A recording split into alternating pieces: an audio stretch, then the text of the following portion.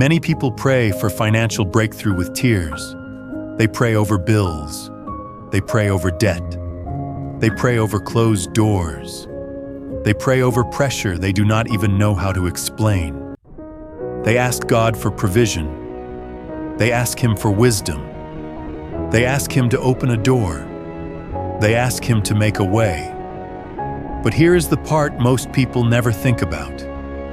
What if the problem is not only what you prayed, but what you returned to after you said amen?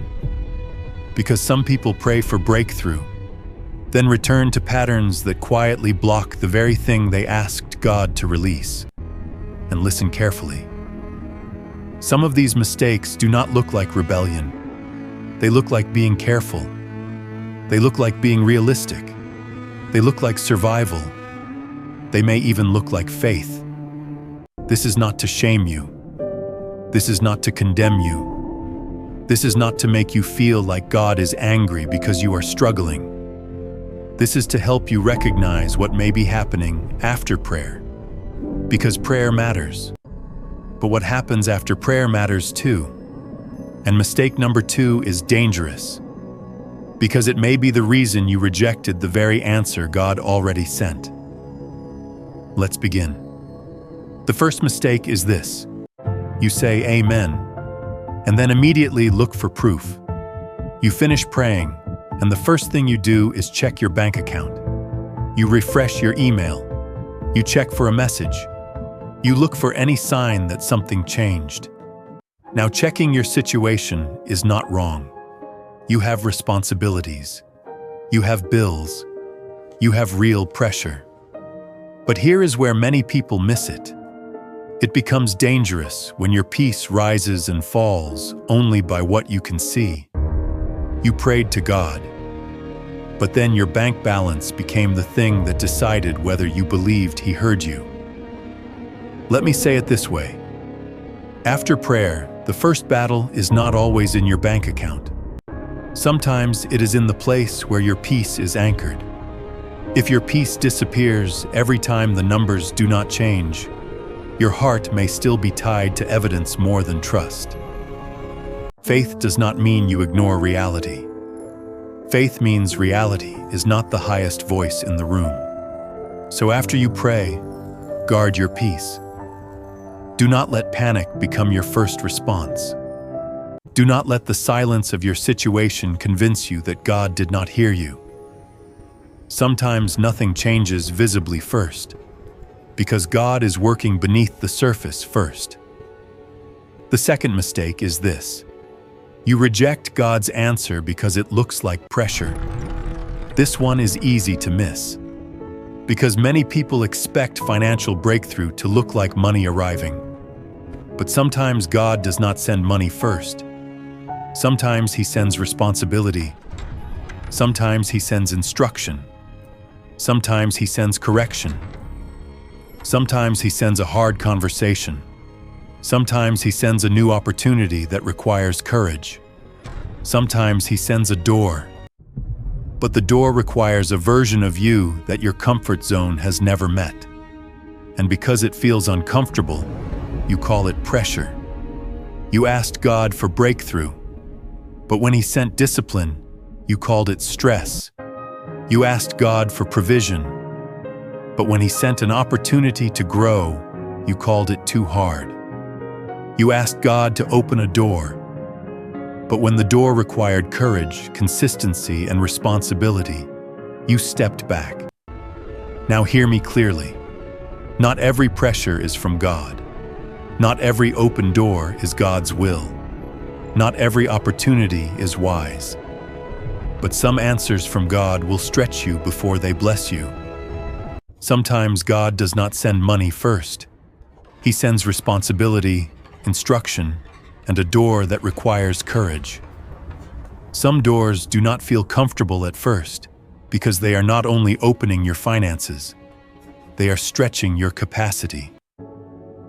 So ask yourself honestly, is it possible that what felt like pressure was actually provision in disguise? Is it possible that God already sent part of the answer, but it did not look the way you expected? Now, mistake number 3 is where many people lose the harvest before it ever reaches their hands. The third mistake is this: you pray for harvest, but refuse to prepare the soil. This may be the most important point in this entire message, because many people pray for a financial harvest. They ask God for increase. They ask God for open doors. They ask God to help them with debt. They ask God to multiply what is in their hands. But they do not prepare the soil. They do not track where the money is going. They do not make a plan. They do not face the debt. They do not correct the spending habit. They do not manage what they already have. And then they wonder why the harvest has not come. Think about a farmer. A farmer can pray for rain all day. But if the ground is hard, unplowed, and full of weeds, rain will not produce a harvest. It may only create mud. The problem was not the rain. The problem was the soil.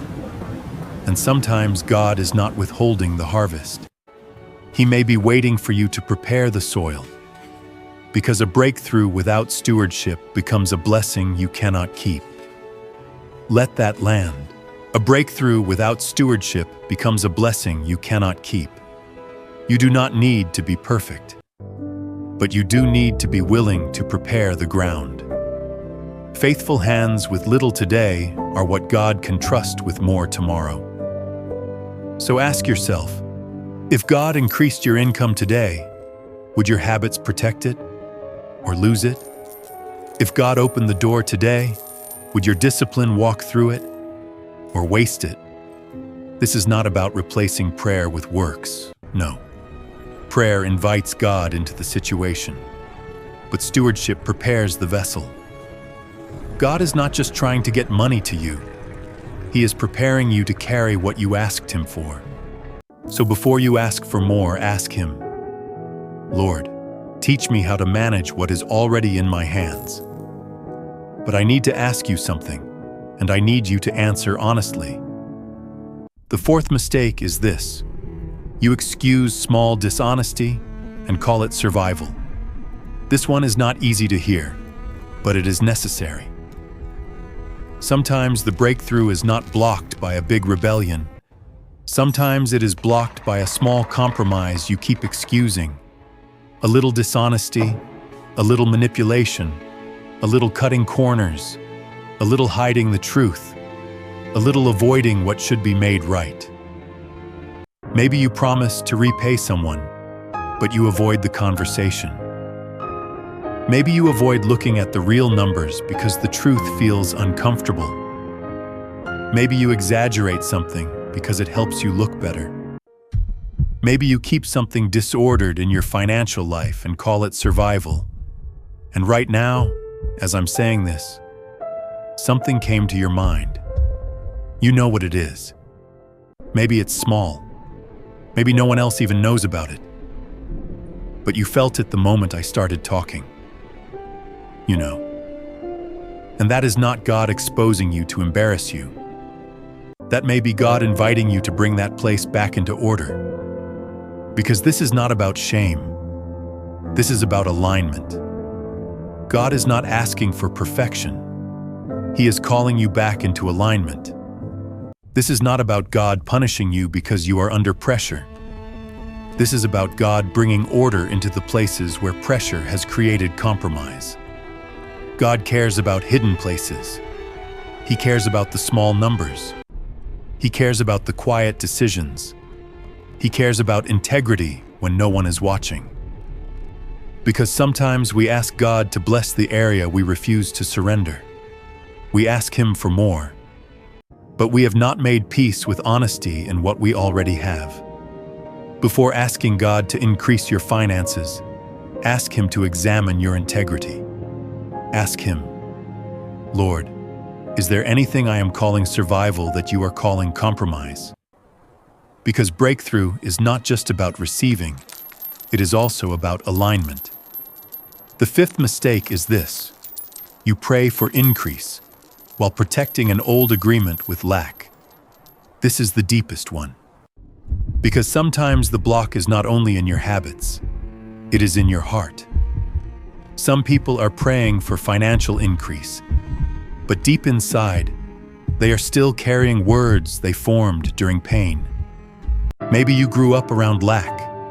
Maybe money always created fighting in your home. Maybe you saw people lose everything. Maybe someone betrayed you financially. Maybe every time you tried to move forward, something pulled you back. And somewhere along the way, your heart made an agreement. People like me never get ahead. Money always disappears. If I receive more, I will lose it. Wealth is dangerous. I am safer with just enough. I do not deserve increase. And now your mouth is praying for breakthrough, but your heart is still protecting lack because lack feels familiar. Sometimes lack becomes so familiar that even provision feels unsafe. You may pull back from opportunities, not because the door is wrong, but because survival trained you to fear responsibility. You may pray for more, but feel anxious when more requires a new level of discipline. You may ask God for open doors, but step back when the door asks you to become someone different. Your mouth may be praying for increase, but your heart may still be protecting an old agreement with lack. That is not something to be ashamed of. That is something to surrender. Because God does not only want to touch your bank account, He wants to renew your mind. He wants to heal the fear underneath your financial decisions. He wants to break the agreement you made in pain. So maybe the prayer is not just, "Lord, give me more." Maybe the prayer is, "Lord, heal the part of me that is afraid to receive more. Show me any belief I formed in pain that is now fighting the provision I am asking you for. Prepare my heart to steward what I am praying for." Now let's bring this together. After you pray for financial breakthrough, do not immediately surrender your peace to what you can see. Do not reject God's answer just because it looks like responsibility. Do not pray for harvest while refusing to prepare the soil. Do not excuse small dishonesty and call it survival. And do not pray for increase while protecting an old agreement with lack. God is not trying to shame you. He is preparing you. He is not only interested in what He can release to you, He is also interested in who you are becoming while you wait. Because financial breakthrough is not just about receiving more. It is about becoming someone who can steward more. So after you pray, guard your peace. Recognize God's instruction, prepare the soil, walk in integrity, and let God heal the old agreement with lack. Your breakthrough may not be lost. It may be being built in you right now. Do not let this be just a video you watched and moved on from. Let it become a moment of surrender. Write this in the comments. Lord, prepare me to steward the breakthrough, and tell me honestly, which of these 5 mistakes hit you the hardest? I read the comments, and I'm praying for this community. Subscribe for more biblical wisdom on prayer, provision, and financial breakthrough. Because what God is preparing in you may be just as important as what you are asking Him to release to you.